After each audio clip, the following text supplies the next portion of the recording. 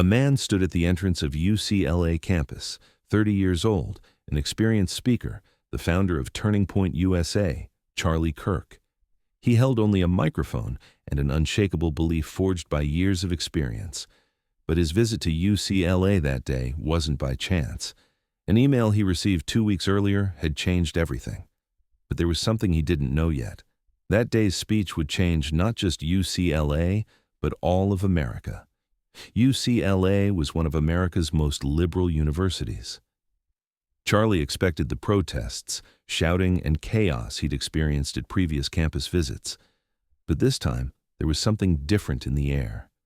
It was as if the campus itself had prepared for this encounter. Charlie's arrival at UCLA actually began with an unexpected invitation. An email from Johnathan Perkins, director of UCLA's Equity, Diversity, and Inclusion Office, had surprised Charlie. "Dear Mr. Kirk, I want to have a dialogue with you at UCLA, but I have my conditions." This was unlike any invitation Charlie had ever received. So who was Johnathan Perkins? And why did he want a dialogue with Charlie Kirk? Because Perkins's story was far more complex than Charlie imagined. Johnathan Perkins wasn't just an office director at UCLA. This 42-year-old man was an activist, academic, and survivor fighting on the front lines against systemic racism. But his story was much more complicated. An incident during his law studies at the University of Virginia in 2011 had changed Perkins's life. He was stopped by campus police simply for matching a suspect's description. "That day I felt systemic racism on my own skin," Perkins would say. But the story continued with FBI pressure, statements he was forced to retract, and years of regret. Perkins had made statements to the press during that period, telling his story. But subsequent FBI pressure had silenced him. "My life's biggest mistake was retracting that story," Perkins would say years later. Charlie Kirk came from a completely different story. At 16, he received disciplinary action for wearing an American First t-shirt to school. "That day I understood how fragile free speech could be," Charlie would say. And from that day forward, he decided to become an advocate for young people who couldn't speak up. 2 different traumas, 2 different paths, but now they would intersect at UCLA. What Perkins wrote in his email to Charlie would shock everyone. "Mr. Kirk, you speak on campuses, but have you ever engaged in real dialogue with someone of opposing views? I'm offering you a platform at UCLA, but I'll also speak for the same amount of time. Do you accept?" Charlie was angry when he first read it. Who is this Perkins? Is he setting conditions for me? But when he read the email a second time, he noticed something. This wasn't a standard protest invitation. This was a genuine dialogue proposal. That night, Charlie thought for hours in his hotel room. Throughout his career, he had spoken to thousands of students, but he had never shared a stage with someone of opposing views. Maybe, he thought, maybe this could be a different experience. And that night, Charlie Kirk made a decision that would change his career forever. But the biggest surprise hadn't come yet. When Charlie made his decision, UCLA campus was already stirring. Student groups were holding meetings. Some planned to protest Charlie, while others focused on not missing this unique dialogue opportunity. Sarah Martinez was a UCLA political science senior and student activist. "I hate Charlie Kirk," she told her friends, "but Perkins is right. If we want to change him, we first need to listen to him." On the other hand, conservative students at UCLA were also excited. Jacob Williams, president of College Republicans, said, "Finally, someone will support Charlie." But he too was curious about what Perkins would say. 2 different camps, 2 different expectations, but they would all meet in the same hall. UCLA campus on Tuesday, October 15, 2024, was more crowded than ever. 1,400 students packed Royce Hall. Some came to support Charlie, some to protest, but most came simply out of curiosity about what would happen. When the doors opened at exactly 7 p.m., students flooded into the hall while tension hung in the air. But something unexpected happened. The usual chanting and protest banners, typical of Charlie Kirk's speeches, were absent. It was as if everyone genuinely wondered what would happen. When Charlie took the stage, it wasn't the scene he expected. Instead of angry slogans and protest banners, there was a crowd that had genuinely come to listen. Some students had even brought out notebooks. UCLA, Charlie said into his microphone. I came here today for a different reason, not to tell you something, but to learn from you. A deep silence fell over the hall. This wasn't the opening expected from Charlie Kirk. Sarah Martinez whispered to her friend in the front row, "What did he just say?" But the real shock hadn't come yet. Because, Charlie continued, 2 weeks ago I received an email from Mr. Perkins, and that email asked me, "Do you really respect different viewpoints?" Charlie raised his voice. I thought about that question, and to be honest, I couldn't find the answer. That's why I'm here today. The 1,400 students were in shock. Was Charlie Kirk questioning himself? Just then, Johnathan Perkins emerged from the left side of the stage. The crowd watched in amazement. Was this planned, or had Perkins come out spontaneously? "Charlie," Perkins said in a calm but strong voice, "I shouldn't have sent that email. Because I too was living in an echo chamber, just like you." Two men stood facing each other in the center of the stage, a conservative activist and a liberal academic. But in that moment, they both felt the same thing: how much real dialogue was missing. "Mr. Perkins," Charlie said, "I want to ask you a question.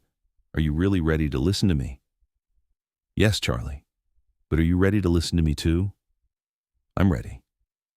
Sarah Martinez stood up from the front row. "Wait. What kind of speech is this?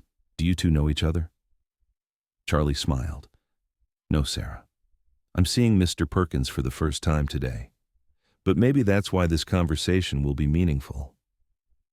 And at that moment, a first in UCLA history occurred. Two men with opposing views began to truly listen to each other. Perkins told his own story.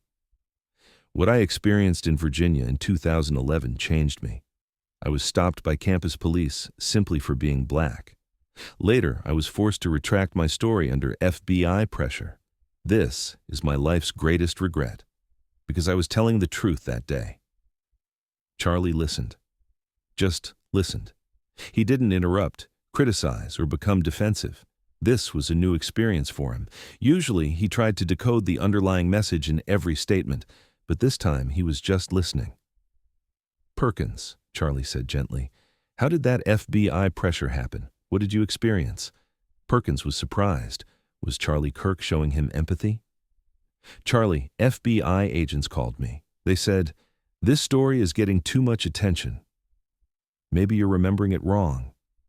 I resisted at first, but then they threatened my job. I was young and scared. There was a very deep silence in the hall. 1,400 students held their breath. Then, Charlie told his own story. I've been a conservative activist since I was 16. But Perkins, after listening to your story, I realized something. Maybe I too am living in an echo chamber. Maybe I too only listen to people who think like me." Jacob Williams, president of College Republicans, was in shock. Was Charlie Kirk questioning his own views? "Charlie," Jacob said, standing up. "What? What are you saying now? Are you questioning our conservative values?" Charlie looked at Jacob. "Jacob, I'm not questioning my values, but I am questioning my methods of defending these values. Maybe thinking I was always right prevented me from actually being right." But the real turning point hadn't come yet. "Perkins," Charlie said with unexpected determination, "I want to make you an offer." 1,400 people held their breath. Sarah Martinez had taken out her phone, about to start a live stream. "I'm giving you this microphone. Speak about equality and justice at UCLA. I'll sit down and listen. I won't interrupt at all. Do you accept?" You could hear a pin drop in Royce Hall. Was Charlie Kirk giving his microphone to a liberal academic? Perkins was surprised. "Charlie, you're giving me your microphone?" "Yes, because maybe I have a lot to learn from you. Maybe I've been talking for years but not listening." At that moment, 1,400 people in Royce Hall stood up. The applause lasted for minutes. Sarah Martinez couldn't hold back her tears. "Is this real?" she whispered. Comments were flowing on her live Instagram stream. "Is this Charlie Kirk? What's happening?" "Unbelievable!" Perkins took the microphone. His hands were trembling, but what he said would surprise Charlie even more. "Charlie, I accept this microphone, but with one condition: you stand beside me too, because this is dialogue, not monologue. Let's build something together here today." And thus, an unprecedented moment in UCLA history occurred. A conservative and a liberal, standing side by side, engaged in real dialogue with students. Right then, everyone understood. This wasn't an ordinary campus event. This was a historic moment. Perkins spoke about systemic racism. He told his personal experiences, what he went through in Virginia, FBI pressure, years of silence. But this time, he told it in a different tone. There was pain in his voice, not anger, and hope. Charlie just listened and occasionally asked questions, not critical ones, but questions he genuinely wondered about. "Perkins, so how can we solve this problem? What can I do? What can conservative young people like me do?" This question echoed from the hall, too. Students were wondering the same thing. Even Jacob Williams was taking notes now. "Charlie," Perkins said, "the solution is this. Exactly this. Listening to each other. Learning each other's stories. You listen to me today. This is a big step, but it's the first step." "But it's not enough," Charlie said. "Perkins, let's do something together. Let's start a continuous dialogue program at UCLA. Let students from different viewpoints come, speak, listen to each other." Perkins's eyes lit up. Unity dialogues. Yes, unity dialogues. Sarah Martinez stood up. "I want to be part of this program too. I can represent progressive students." Jacob Williams also stood up. "As conservative students, we want to participate too." And suddenly, the entire hall stood up. Everyone wanted to participate in this program. And that night, not two enemies, but two partners left UCLA. Charlie and Perkins talked for hours at the campus cafe. Two people from different worlds were dreaming of a common future. "Perkins," Charlie said, "you changed me today. I was fighting polarization in America, but I was actually part of that polarization." "Charlie," Perkins said, "you changed me too. I was trying to build bridges between black and white people, but I was actually building walls." You won't believe it, but the biggest part of the story hadn't come yet. 3 months later, the Unity Dialogues program had spread to 25 universities.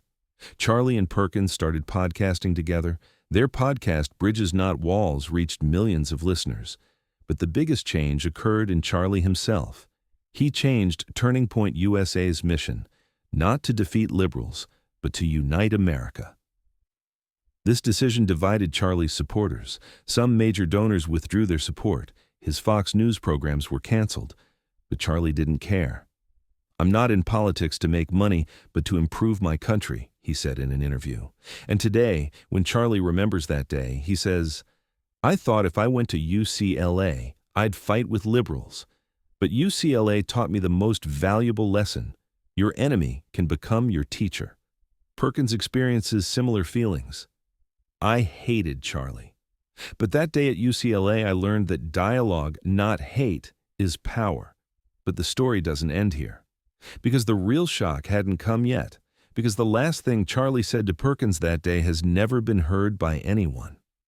With the microphones off backstage, Charlie had said this: "Perkins, if we really want to change this country, we need to go to Washington together. Let's speak in Congress, meet with senators.